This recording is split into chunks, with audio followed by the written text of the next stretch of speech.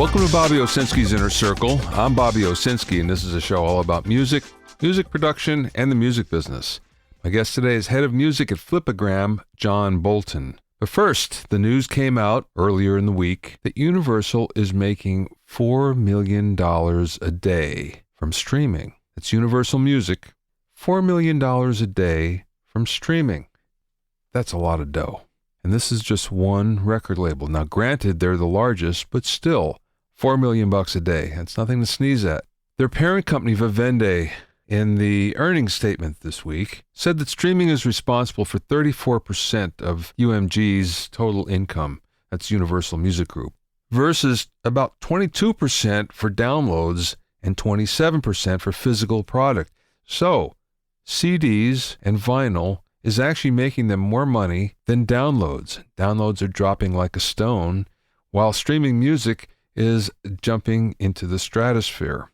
Now keep in mind that this does not include the latest Drake album called Views, which is just crushing it online.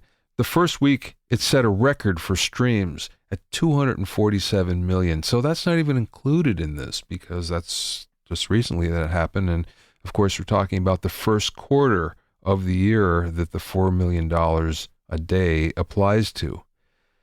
So you would think this is a good thing, right? It's a good thing for artists. But the problem here is that the $4 million a day doesn't all trickle down to the artist. No, what happens is if an artist signs to a record label, they get a percentage of the income. On physical product, it's somewhere between 12% and 15% if you're a baby band, as they would say, a new band, new artist. And it might go up to 20% if you're a pretty successful artist, and if you're a superstar, you might even get a few more points after that. It's a little bit higher for streaming income or for digital income in general, where it's somewhere around 20% for a baby band, and it might go to 25%, and a real superstar can push it more, and some have pushed as far as 50%. Even so, what that means is the majority of the income that's coming into the record label, the artists are never seeing. Now, take it another step. Now, don't forget that this income goes against any expenses that the artist has incurred. So, in other words, they're recouping the money that the label has spent on the artist. So that means studio costs, that means advances, that means payment for music videos, all those things. The money that's coming in from streaming, that 20% of the streaming income, is actually going to recoup the artist's debt. So that's where a lot of the money is actually going. There's a lot of money being made from streaming, a lot of money. And this is right now before streaming has really even caught on. It's going to get bigger and bigger still. That being said, most of it's going to the record labels. So what else is new, right? That's the way it's always been. That's the way it is today.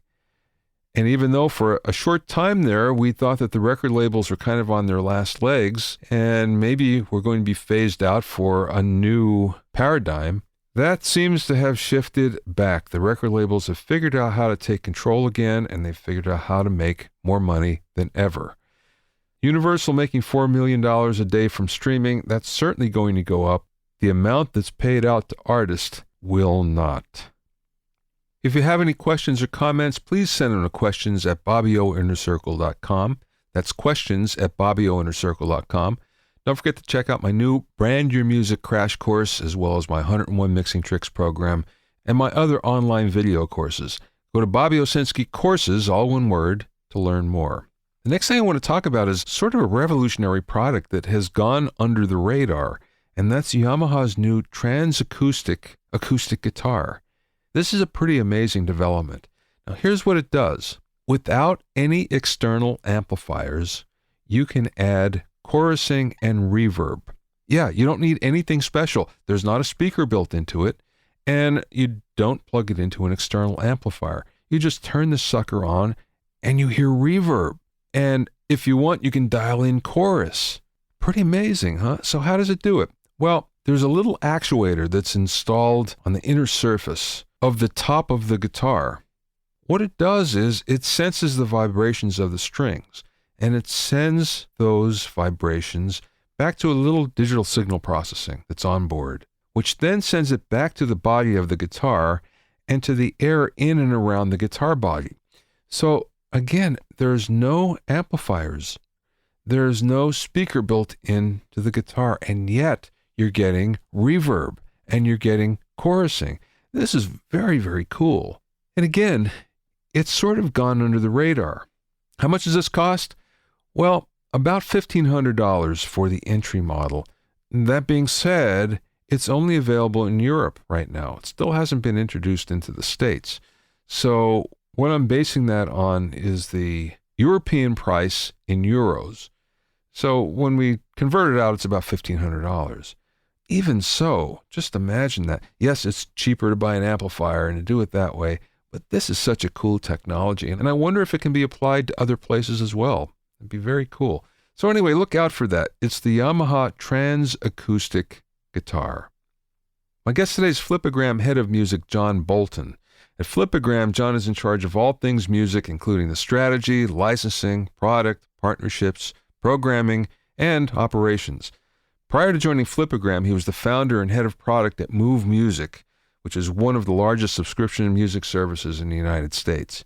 I spoke with John via Skype from his office in Los Angeles. Tell me about Flipagram. So how did Flipagram get started? I know it has very interesting implications to the music business. So that's really what I want to talk about, find out how it affects the music business.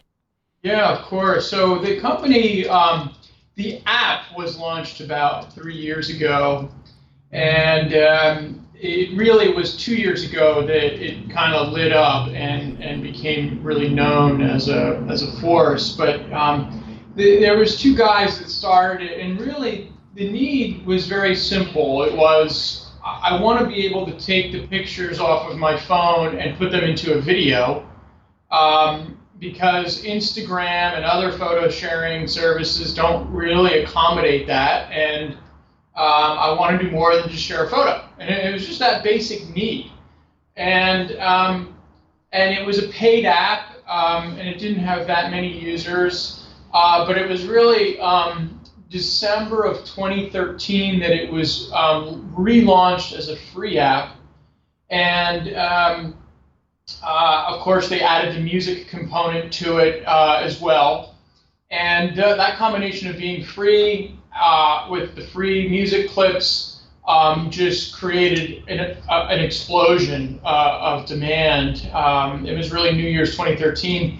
And millions of people downloaded the app in just in a couple of days, and it's just been this amazing story ever since. I joined the company very shortly after its main launch in late 2013. I joined early 2014, and the founders of the company didn't have much experience with the music industry. Really, just tech entrepreneurs who found themselves in the middle of what really, I believe, is a major shift in the music experience, and so immediately engaged the music industry to figure out how to get this working the right way, get it licensed, and get it in a place that get the digital music supply chain set up, get the relationships with the labels and the artists known, and get them educated so that they can use it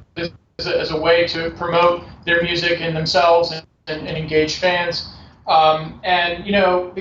The service really started out as just a simple video maker, a little tool, but the demand for it was so massive that obviously we wanted to evolve it into a platform, into a network similar to an Instagram or a Facebook. And so really it's just over a year now that we launched the network component of that, and really the big part of the network is to allow artists to come on and create Flipagrams promoting their music. But I think even more exciting is it allows their fans to use their music around this new use case. Yeah, I wanted to ask you about that. Getting the licenses from the major labels must have been crazy. That's not that's not easy. No, it was. I mean, frankly, it was the hardest thing I've done in my career. You may be familiar. I was just looking at your background. Really interesting, by the way. And the book you wrote on, I haven't read it, but I just can't believe how relevant what you wrote is to what we're doing. But I was one of the founders of a company called Move Music, Oh, yeah. which was and so I have a lot of experience in music, and I've done deals before with the music industry, a lot of music deals. Nothing compared to this one because it's an entirely new use case, and it's a global one, and it really crossed divisions within the music industry because it's not a streaming service. We're not a listening experience. This is video creation with music, adding music and sharing across social media at scale. And so we really had to push the envelope, and the industry really pushed the envelope to make this one work. So yeah, very, very difficult, but I think a major step for the industry, a major step for us as a company. And I'll tell you, I think there's a macro trend here that's happening around music and social media and creation with music and personalization with music that is just getting started. I'm curious then, when the company made the transition and actually included music, was the licensing agreement with the major labels something that was intended, or was that just something that almost was forced because of the fact that people were using unauthorized music behind their flips? Well, the service, when it started out with the music, was a very limited implementation, and once it was realized that this was something that was a powerful combination with the core app and the core use case, it was then, almost immediately, we were engaged with the music industry. And, I can't get too into the details, but it was a difficult situation. And, we worked very quickly with all the majors and even the indie labels and publishers to get it worked out. And so, for the rights holders that didn't want to do that, we removed content, and for those that wanted to get a deal done quickly, we got a deal done quickly. So it was challenging, but we got it done. What's the royalty rate? The royalty rate for a songwriter then, or an artist? I can't share that number, but it's we think that what we've established with both the labels and publishers is reasonable and fair, considering we're still very early stage. We're not monetizing yet. We will soon, but I can't disclose that number. Okay. Those numbers. Because and that's a major sticking point, obviously, for a lot of artists, and I can see where they're coming from. I don't always agree with them from the standpoint that they look at what they're making per stream from, you name the service, it doesn't matter. And the claim is, wow, this is so little, without realizing that the scale is different, because now we're talking tens, if not hundreds of millions of streams, which make a completely different mindset on this, which a lot of artists haven't really bought into yet. But it's still a really important thing in the minds of all artists. They want to see what they're making. Yeah, for sure. And I think one of the reasons I think this is a big step forward for the entire industry, this deal, is that right now there is a lot of music consumption, music sharing happening on other social networks like Facebook, Instagram, Twitter, and those companies have no relationship with the music industry whatsoever. No royalties are being paid at all. Yeah. And they're standing behind the DMCA on that, and so we are the first social network that has acquired these rights, and we are paying for the music, and artists and writers are getting paid for use of their music or their written works on our service. And so we think that, look, we're not that big yet, right? And we think that the numbers involved are fair and meaningful and material, but if this is a trend, which we know it is, and this is something that gets others in social media like a Facebook into the game. I think this could become a very massive new revenue stream for the entire industry outside of the streaming business. Is Flipagram only available in the U.S.? No, we're global. How about the licensing deals then? Are they just for the U.S. or are they global as well? They're global as well. Wow. Obviously, there are some small restrictions in certain territories, but we're global, and the licenses are global. Wow. Good job on that. Gee. Thank you. Thank you. No wonder it was so difficult. It really was. It really was. But I think ultimately,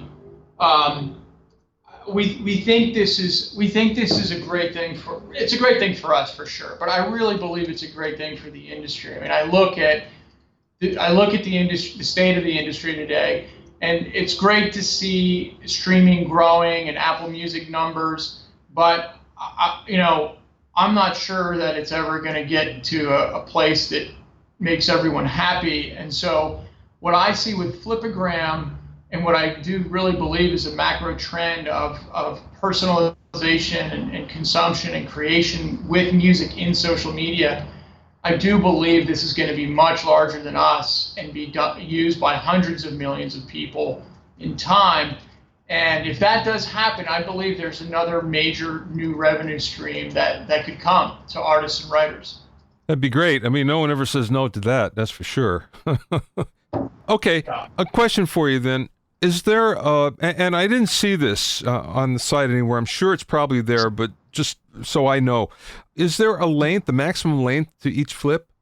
No, there's no limit. Our average length is a little over 30 seconds, just because it's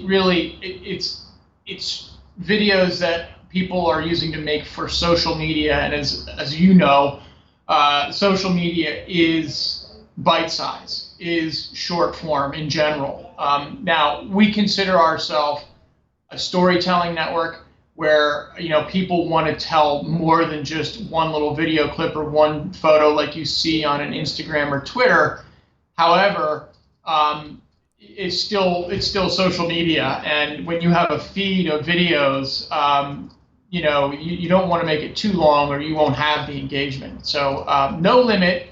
And we do see some in the minute range or a little over a minute, but rarely do we see long Flipagrams, 2 minutes plus. What's interesting there is the fact that, yes, you are telling a story, but that's not easy, especially in 30 seconds or so. So do you see your users become more accustomed to it as they go on? Do they have a good idea what to do? How does that work? Or do you teach them how to actually be good at it? I mean, it's our audience is very young, and they're digital natives. So, taking a few pictures and videos and adding some music for the bulk of our users is second nature. And one of the reasons we have been able to scale so quickly and so broadly is that to make a Flipagram is actually very easy compared to making a YouTube video, or if you've ever used other video editing apps in the App Store, they're pretty sophisticated. Or if you ever used iMovie, that's very complicated. We're orders of magnitude easier to make than those types of services and platforms, but we also are harder to do than post a picture like you do on Instagram. And so that's kind of where we see ourselves elbowing in this space of, short, easy to make videos with music, which is a lot easier to do than a great YouTube video, a little bit harder than Instagram. And the more, look, we've had over 200 million unique people on the platform in 2 years. And so a lot of the users that are coming back are definitely getting better, and you see it. I follow a lot of different people, influencers on Flipagram, and you see them continuing to evolve and get better at, cutting video the right way and timing it with the music, or having text done in a nice way. And of course, our service has evolved quite a bit in recent months as well. That just has made it even easier to make a Flipagram. Is there a common thread between your most influential users? Is there something that they're doing that makes them so? Nothing pops in mind, but I think diversity of content, selection of music, I think those are probably, they're doing something new. Whenever they create a flipagram, it's compelling visually, compelling audibly, and has a little bit of duration. There's a massive amount of creation happening on our network, and a lot of it is stuff that, I think me or you would look at and say, that's not really interesting. However, it's very interesting to that person's immediate circle of friends, because it is telling a story that's relevant to them. But influencers that have broad audience are really creating compelling content that you would see on a YouTube or you would see in your feed in Facebook. There's a lot of stop motion creators, actually. The stop motion is very, very powerful. I'll tell you what, you do a stop motion video of your cat eating food and you put a song to it, it's really compelling. And so, again, the use case is evolving, but you really do see all kinds of things happening. And it's from really mundane, seemingly not interesting to us, to extraordinary stuff. How about discovery? I see you use hashtags. Is that the primary way to discover new flipagrams or influencers or users? Yeah, hashtag, there's trending hashtags. Today's Star Wars Day, and Star Wars is trending on Flipagram, and there's a Star Wars channel in Explore right now, and of course there's some great Star Wars content with Star Wars music in there.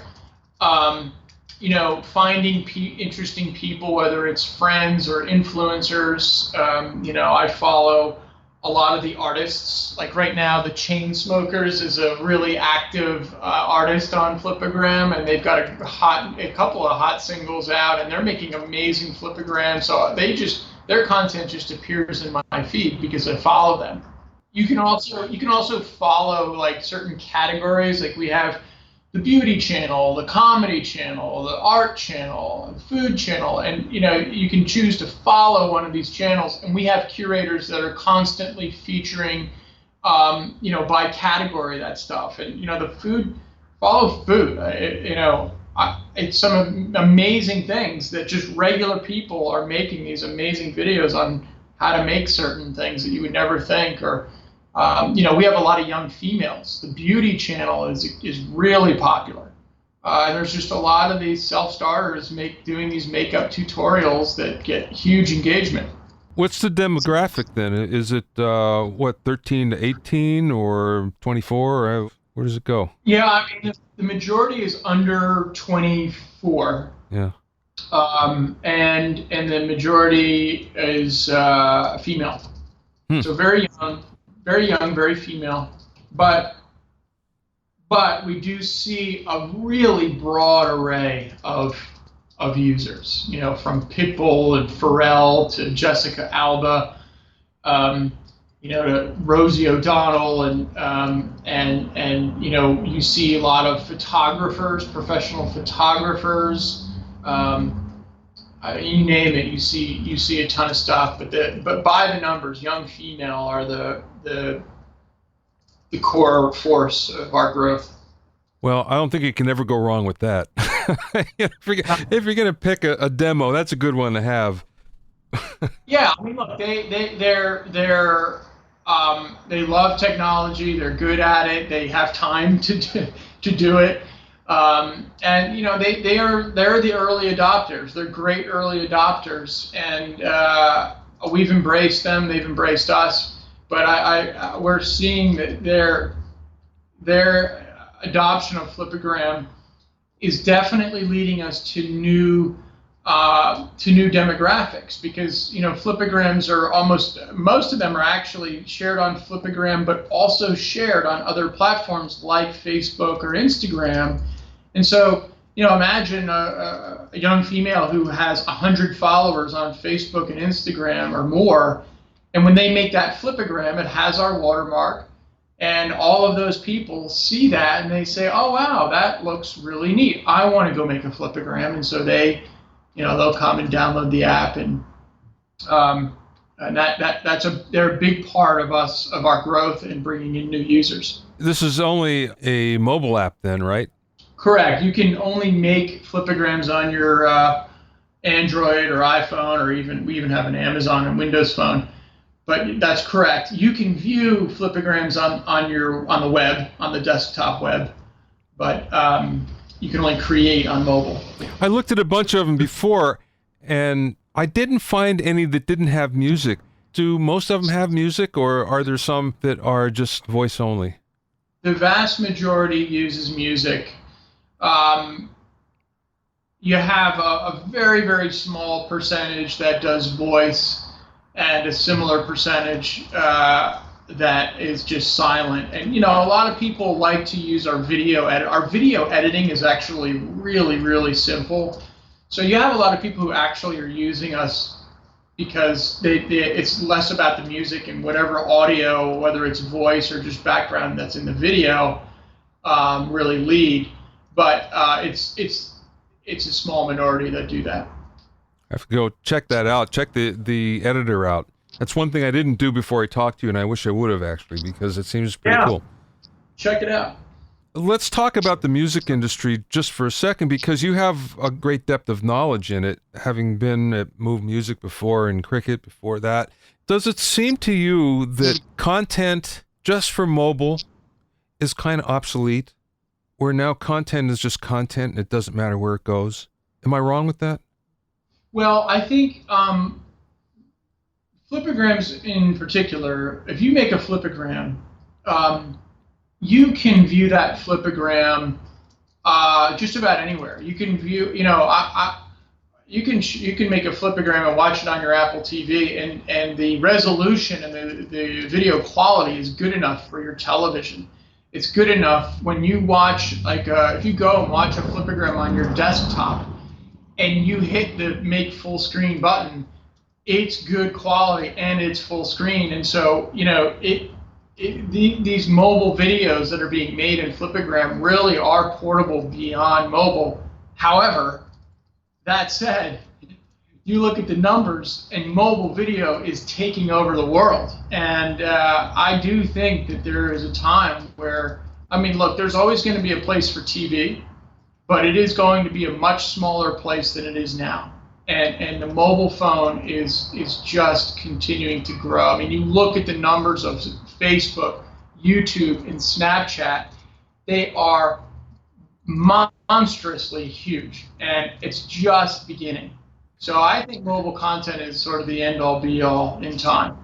Speaking of mobile content, and more specifically a Flipagram, do you think that makes a more compelling reason to have a larger phone, one with a larger display? I do. I think when you look at Android and iPhone, both, their screens in just the past few years have almost doubled. And when you watch a Flipagram in our feed, if you watch videos in your Flipagram feed, which are full screen, and you watch that on an iPhone 6 Plus or the Galaxy, it's stunning. It's amazing. And it really, when you watch kids today, that's fine for them. I love my big screen television at home, but kids today that's not a big deal to them. That iPhone 6 Plus is their big screen, and they're 1,000% happy with it. So for sure, I think that's another reason that mobile and mobile video continues to just dominate and grow the way it is. I must say, I reluctantly went to an iPhone 6 Plus, and just thinking it'd be too big to fit in my pocket, but I wouldn't go back now with the big screen. It's just something I couldn't live without. Exactly. By the way, I think the iPhone 6 Plus has basically made the iPad obsolete. I think you're right. I have an iPad too, and I used to use it just mostly for reading books, and now I find I don't even need that. Exactly. I have an iPad. I do not use it anymore. My phone's big enough. Yeah, definitely. So getting into the music business in general, where do you see it going? We'll just take a global look at the music business. I think just fundamentally, I think the core challenge with the industry is that there's too much free music everywhere. I mean, between FM radio, YouTube, piracy, and Pandora, those are you can get anything and everything right there, and you're not paying anything. So I think that is just a major headwind for the industry. That said, I think streaming is going to continue to grow.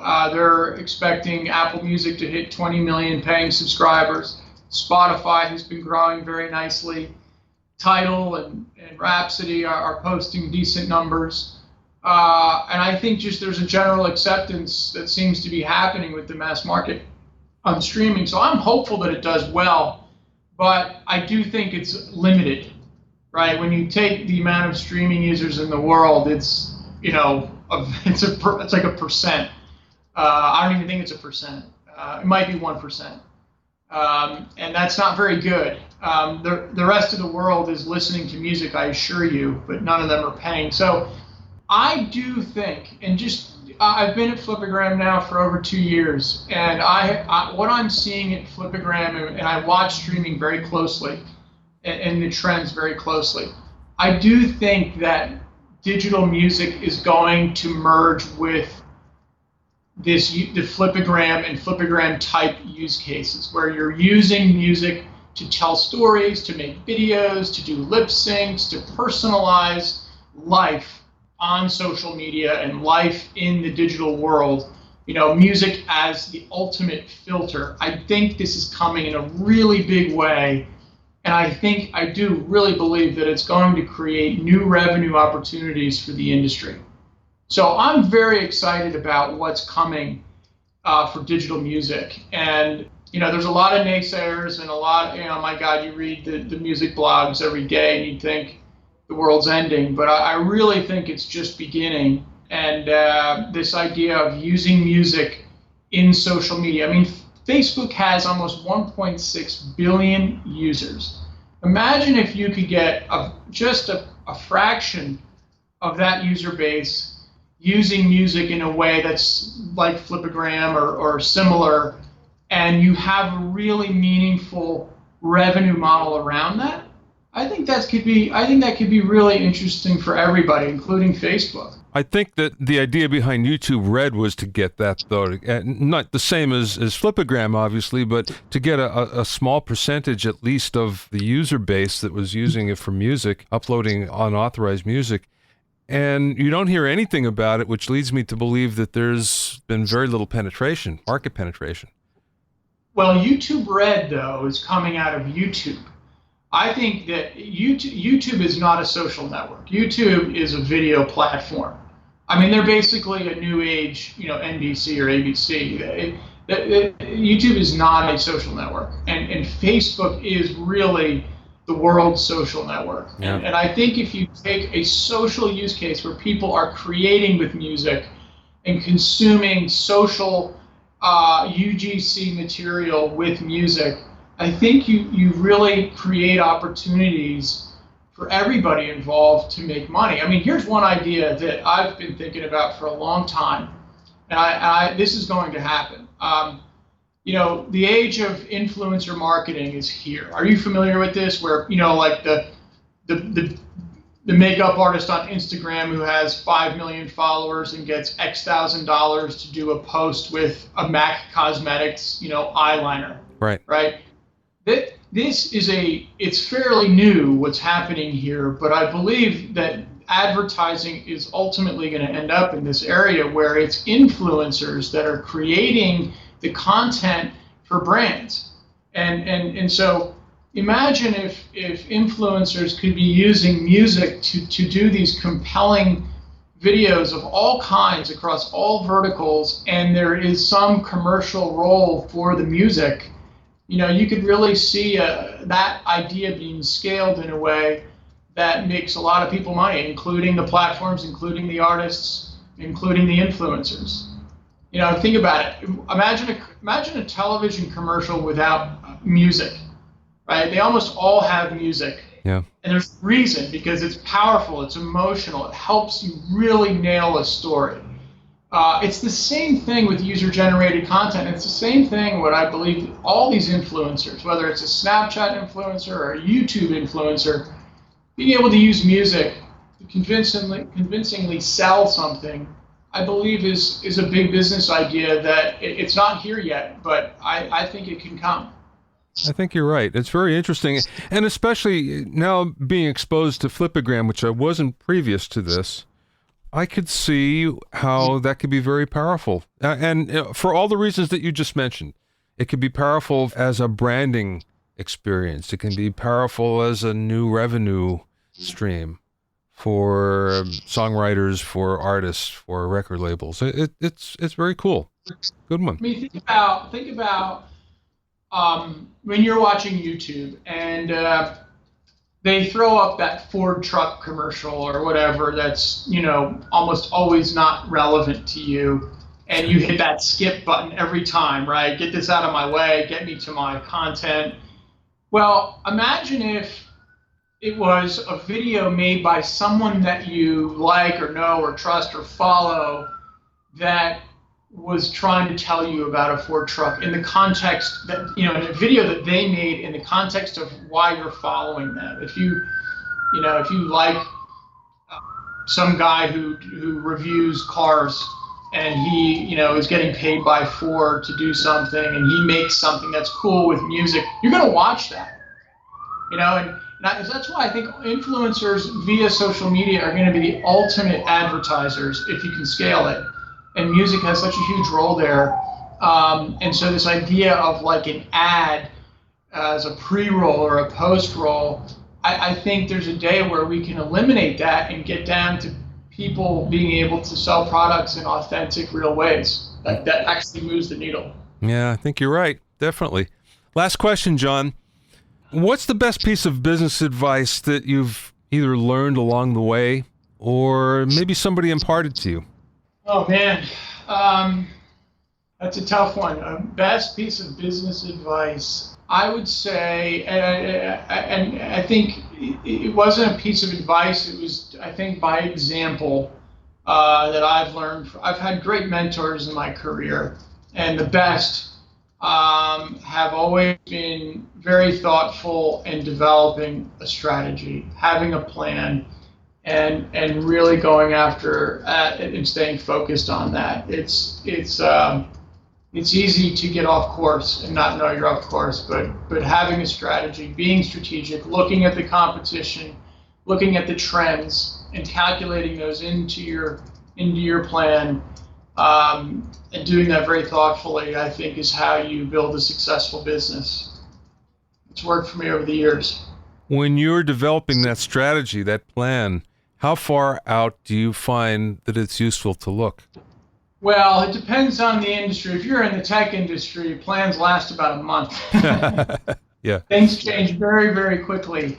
What's important about a strategy is to not be too prescriptive in it. You don't want to pretend you know the exact answer to what it is you're building. It's always iterative, especially in tech. We have a vision here, and it's a very big one, and I believe in it.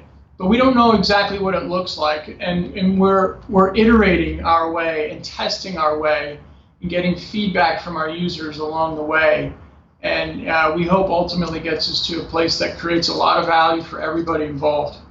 Very cool, John. Thank you so much for your time today. This is Dynamite. Yeah, thank you, Bobby. Great to meet you. Likewise, I enjoyed speaking with you. Yeah, me as well. Take care. You too. To find out more about Flipagram, go to flipagram.com. That's Flipagram, all one word, flipagram.com. Thanks for listening and being in my inner circle. Remember, if you have any questions or comments, you can send them to questions@BobbyOInnerCircle.com. To listen to other episodes of Bobby Owsinski's Inner Circle, go to BobbyOwsinski.com and select the podcast tab, or go to BobbyOInnerCircle.com, or you can find it on iTunes, Stitcher, Mixcloud, and Google Play. At BobbyOwsinski.com and BobbyOInnerCircle.com, you'll find a sign-up form for my newsletter and for alerts for new podcasts. This is Bobby Owsinski. I will see you next time.